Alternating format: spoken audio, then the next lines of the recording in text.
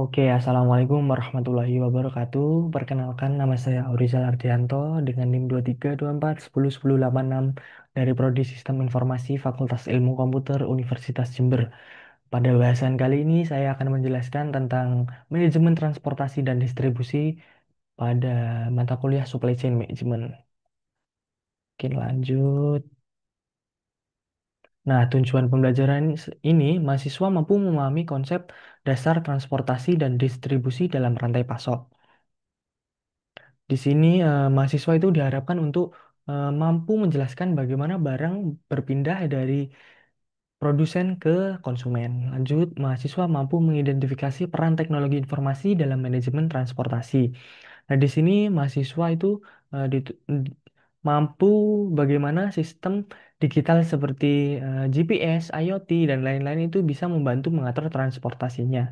Lalu yang ketiga, mahasiswa mampu menganalisis strategi distribusi yang efisien menggunakan pendekatan digital atau logistik 4.0. Nah, di sini mahasiswa dapat bagaimana penerapan AI dan sistem digital meningkatkan efisiensi pengiriman dan mengurangi biaya logistiknya.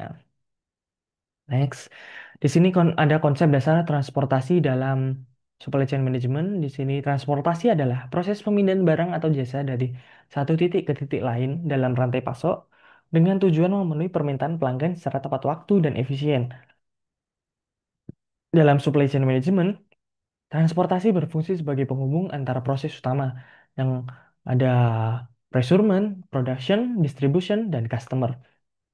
Nah, goalnya yang pertama, menjamin ketersediaan produk di tempat dan waktu yang dibutuhkan. Jadi, bisa menjamin tempat dan waktu yang dibutuhkan bisa tersedia. Selanjutnya, menghubungkan pemasok, produsen, gudang, dan konsumen. Di sini menyambungkan dari pemasok, lalu lanjut ke produsen, ke gudang, dan konsumen, sampai terakhir konsumen. Selanjutnya, yang ketiga, mengoptimalkan biaya logistik dengan pemilihan moda transportasi yang tepat.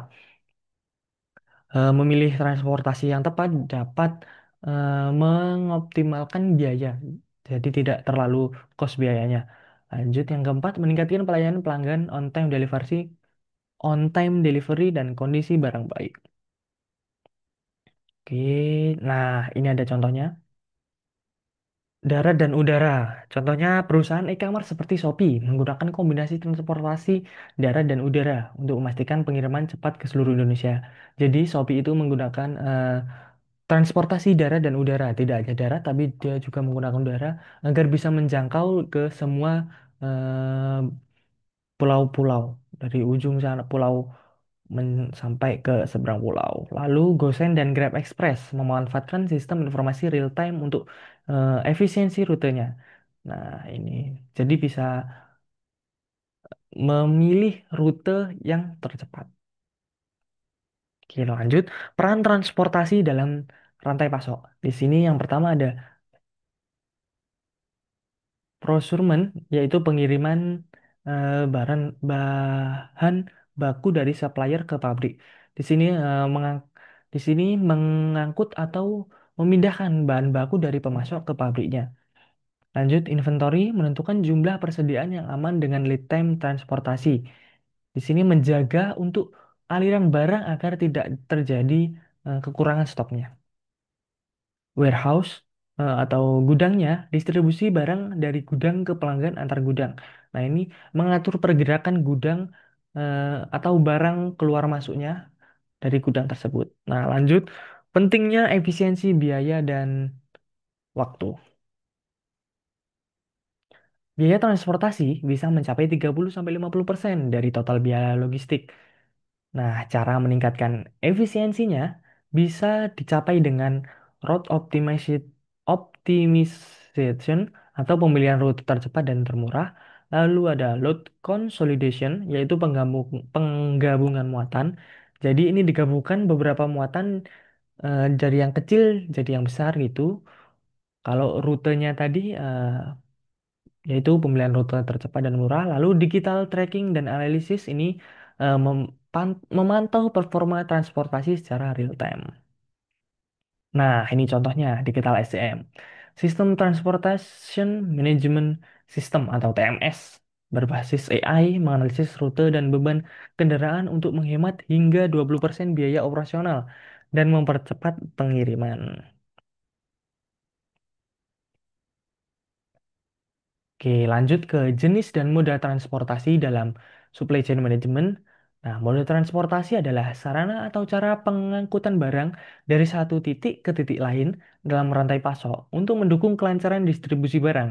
Pemilihan moda yang tepat berpengaruh langsung terhadap biaya logistik, waktu pengiriman, dan kepuasan pelanggan. Nah, di sini intinya moda transportasi ini bisa darat, laut, udara. Nah, pemilihannya mempengaruhi dari biaya, waktu, dan kepuasan pelanggan.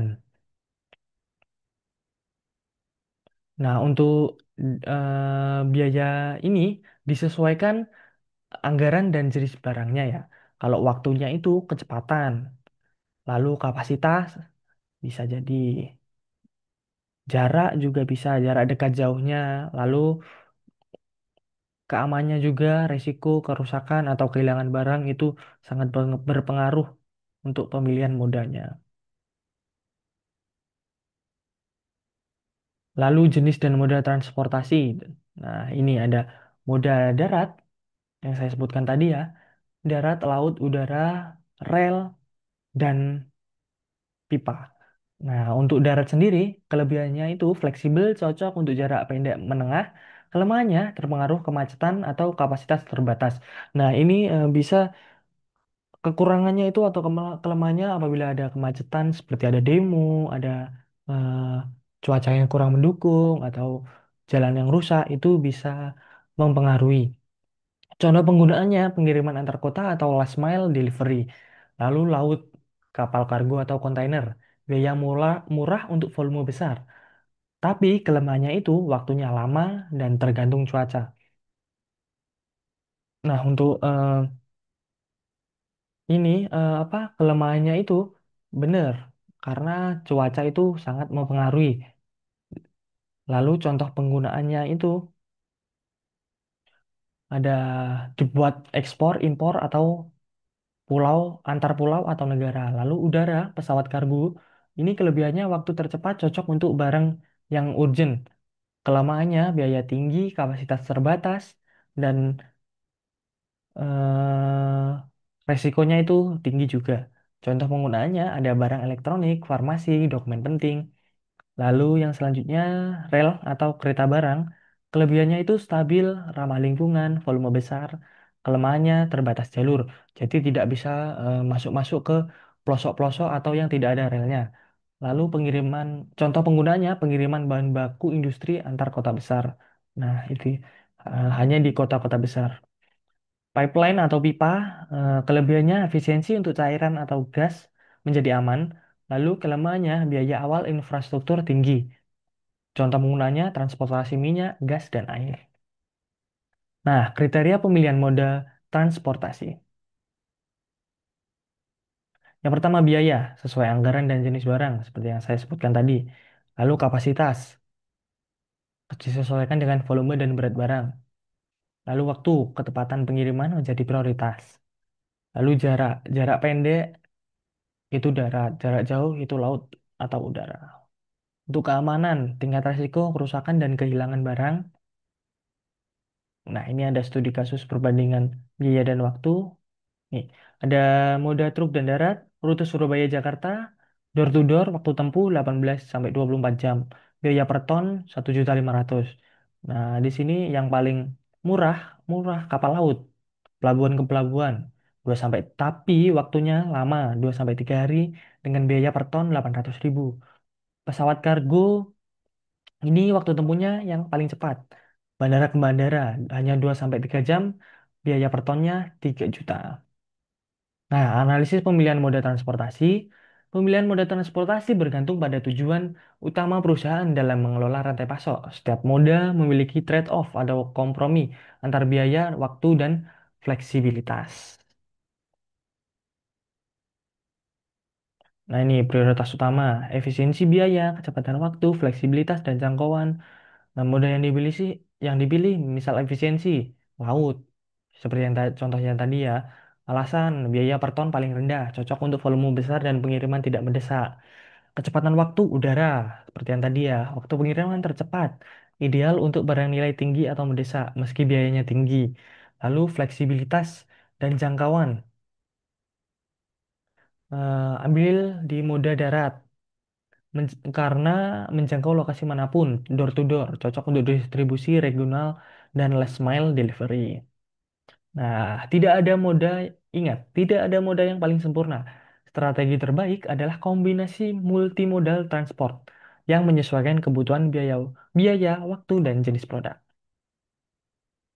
Contoh digital supply chain management yaitu eh, platform seperti Delivery dan Cargotex menggunakan algoritma optimasi moda campuran untuk menekankan biaya hingga 15-25% sambil tetap menjaga waktu pengiriman yang optimal.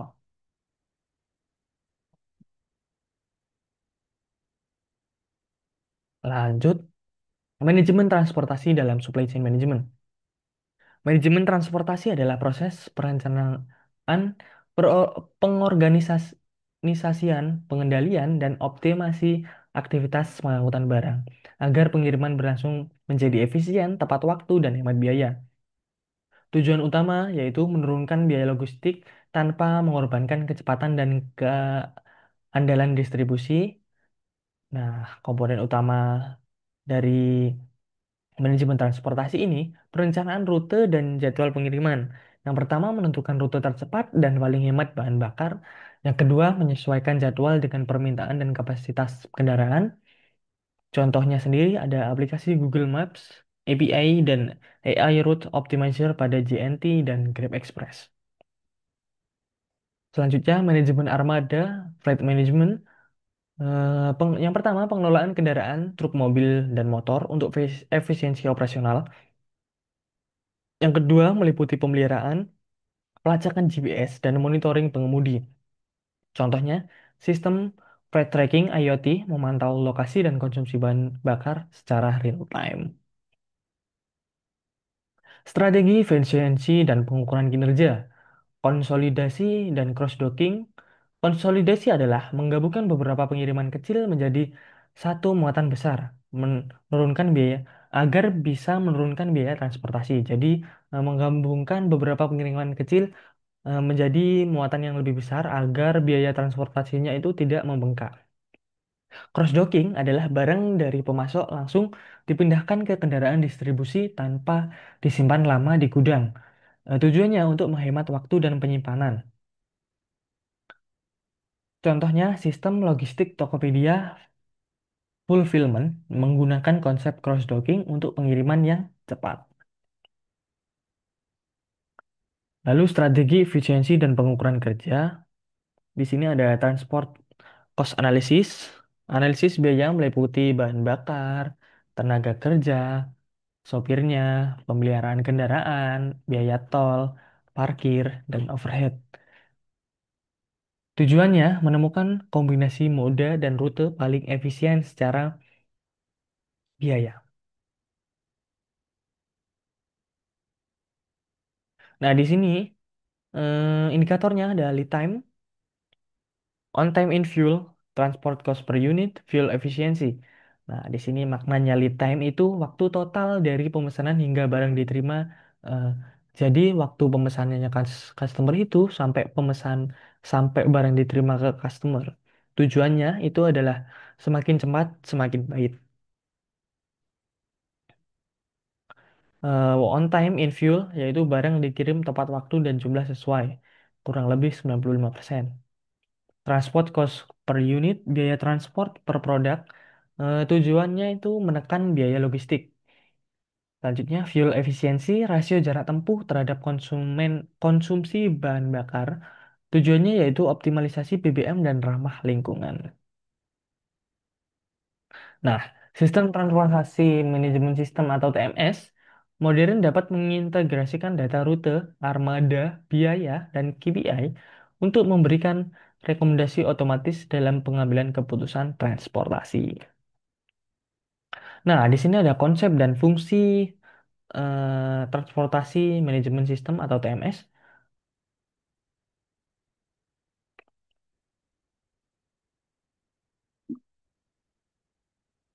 Transportasi Manajemen Sistem atau TMS adalah sistem berbasis teknologi informasi yang digunakan untuk merencanakan, menjalankan, dan memantau aktivitas transportasi dalam rantai pasok. Nah, untuk tujuan utamanya itu meningkatkan efisiensi pengiriman, visibilitas logistik, dan pengendalian biaya. Nah, dari konsep TMS tadi ada fungsi utama TMS yaitu perencanaan rute dan penjadwalan otomatis. Di sini maksudnya adalah mengoptimalkan rute pengiriman dan pemakaian armadanya. Lalu pelacakan pengiriman real time atau tracking monitoring yaitu memantau posisi kendaraan dan status pengiriman. Jadi bisa dilihat real time posisi kendaraannya di mana dan status pengirimannya. Lalu manajemen biaya dan tagihan, menghitung ongkos transportasi dari tol dan bahan bakar secara otomatis. Lalu selanjutnya analisis dan laporan kinerja dashboard analitik, yaitu menampilkan KPI serta lead time, OTF, fuel efficiency. Nah, contoh digitalnya ini,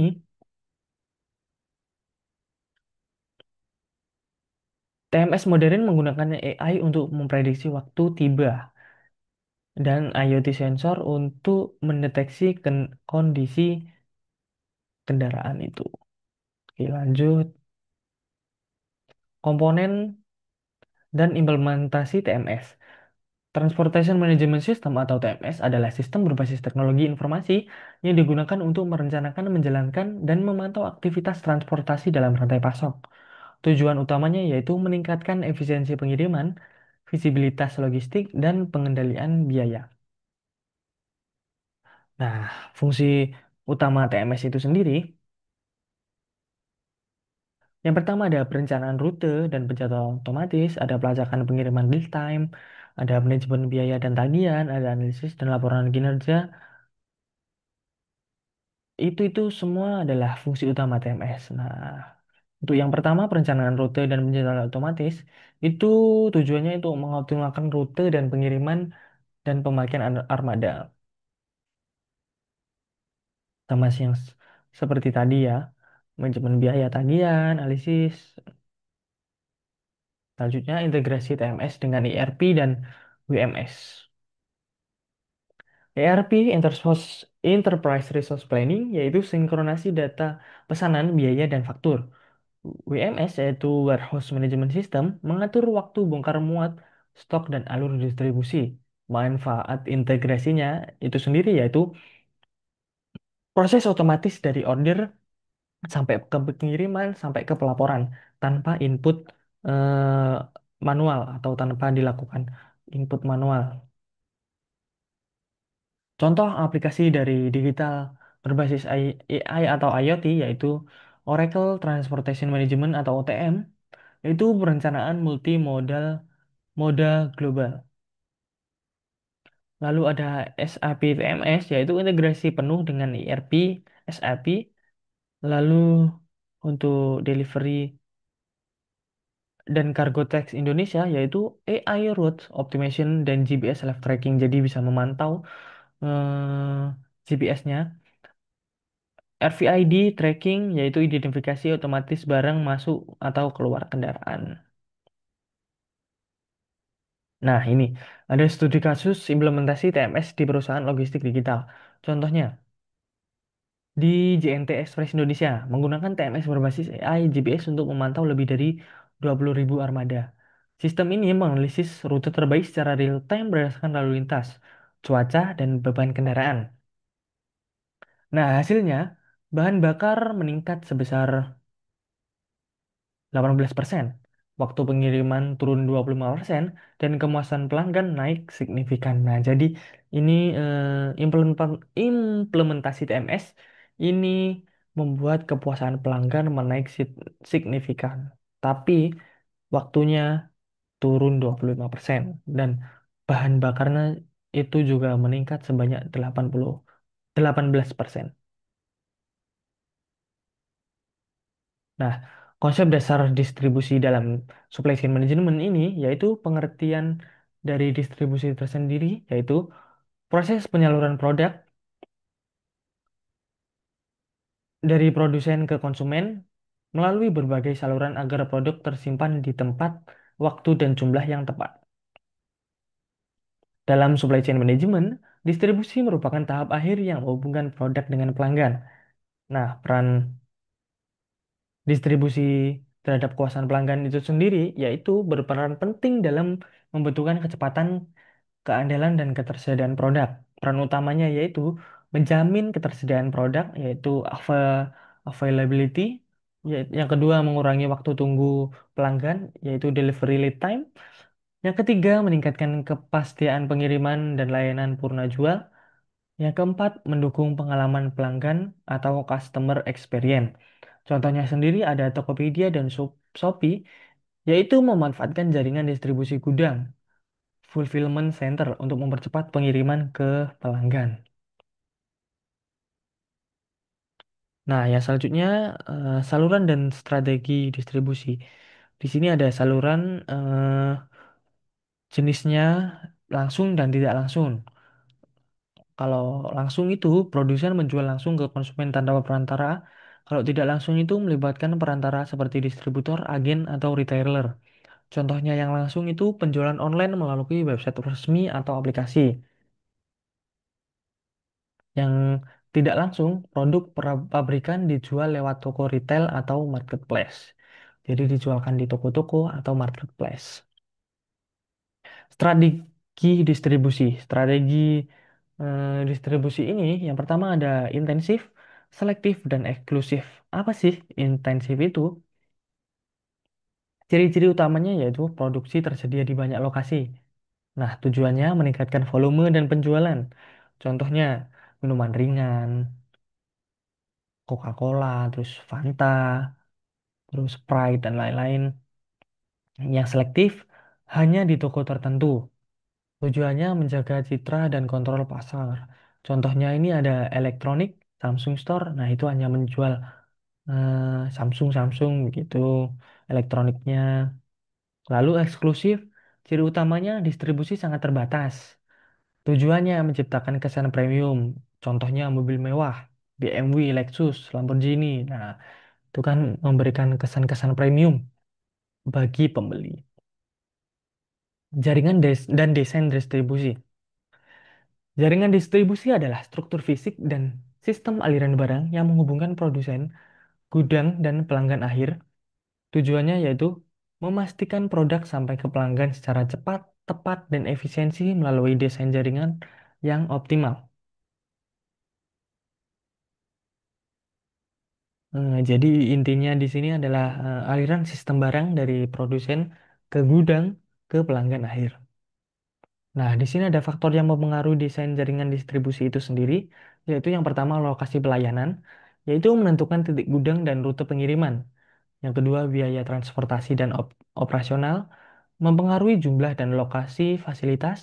Yang selanjutnya, permintaan pasar, daerah dengan permintaan tinggi butuh pusat distribusi lebih dekat. Jenis produk cepat rusak, butuh jaringan yang singkat dan responsif. Teknologi informasi mempermudah koordinasi dan visibilitas rantai pasok.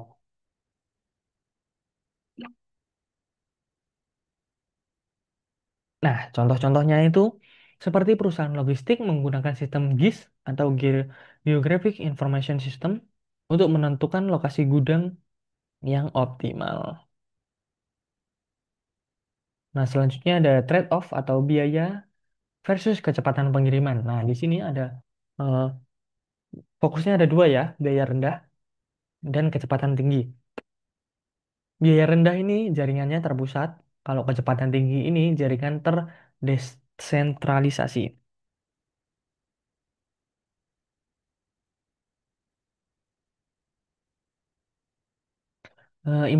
Implikasinya yaitu yang biaya rendah atau jaringan terpusat ini penghematan biaya logistik tapi pengiriman lebih lama. Jadi pengiriman yang dilakukan itu menjadi lebih lama, namun penghematan biaya logistiknya itu lebih signifikan. Selanjutnya fokusnya di kecepatan tinggi atau jaringan terdesentralisasi, pengiriman cepat, tapi biaya operasionalnya meningkat seperti contohnya tadi eh, modal udara ya. Jadi kan waktunya cepat tapi transportasinya lebih mahal. Misal tadi 2 sampai 3 jam tapi per tonnya mencapai 3 juta. Nah, untuk biaya yang rendah tadi ada laut tapi dengan menempuh waktu yang lebih lama dan mod dan biayanya lebih sedikit. Perusahaan harus menyeimbangkan biaya dan kecepatan sesuai strategi bisnisnya. Solusi modernnya yaitu hybrid network plus digital tracking system and AI and IoT untuk efisiensi dan respon menjadi cepat. Teknologi dalam distribusi. Nah, ini ada teknologi GPS tracking, radio frekuensi, ada Internet of Things, ada Big Data. Nah, ini fungsi utamanya itu GPS tracking, yaitu melacak posisi armada secara real time ya, dan bisa juga mengestimasi waktu pengiriman. Lalu radio frekuensi ini mengidentifikasi otomatis barang yang keluar atau masuk dalam gudang tersebut. Lalu IoT atau Internet of Things, yaitu sensor memantau suhu, lokasi, dan kondisi barang selama pengiriman. Lalu ada Big Data Analytics, yaitu analisis pola pengiriman, rute, dan permintaan untuk prediksi yang lebih akurat. Contohnya, Gosen dan Ninja Express menggunakan algoritma berbasis AI untuk mengoptimalkan rute dan mengurangi waktu tempuh hingga 20%. Nah, jadi apabila tidak menggunakan algoritma berbasis AI ini, rutenya itu akan tidak optimal dan waktu tempuhnya itu bisa menjadi lama. Dan kalau kita menggunakan algoritma berbasis AI ini, bisa mengoptimalkan rute dan mengurangi waktu tempuh. Teknologi berperan penting dalam menciptakan distribusi yang cepat, transportasi, dan efisien. Nah, untuk kesimpulannya sendiri, setelah saya menjelaskan tadi, eh, di sini kesimpulan yang bisa saya dapat yaitu transportasi dan distribusi merupakan komponen penting dalam rantai pasok yang menentukan efisiensi dan kepuasan pelanggan. Tadi ada moda udara, laut, dan darat. Manajemen transportasi berfungsi pada perencanaan rute, pemilihan moda, serta pengendalian biaya agar pengiriman berlangsung cepat dan tepat waktu. Distribusi berperan menyalurkan produk agar tersedia di tempat dan waktu yang dibutuhkan. Lalu penerapan teknologi digital seperti AI, IoT, GPS, dan TMS menjadikan proses logistik lebih efisien, transparan, dan terintegrasi.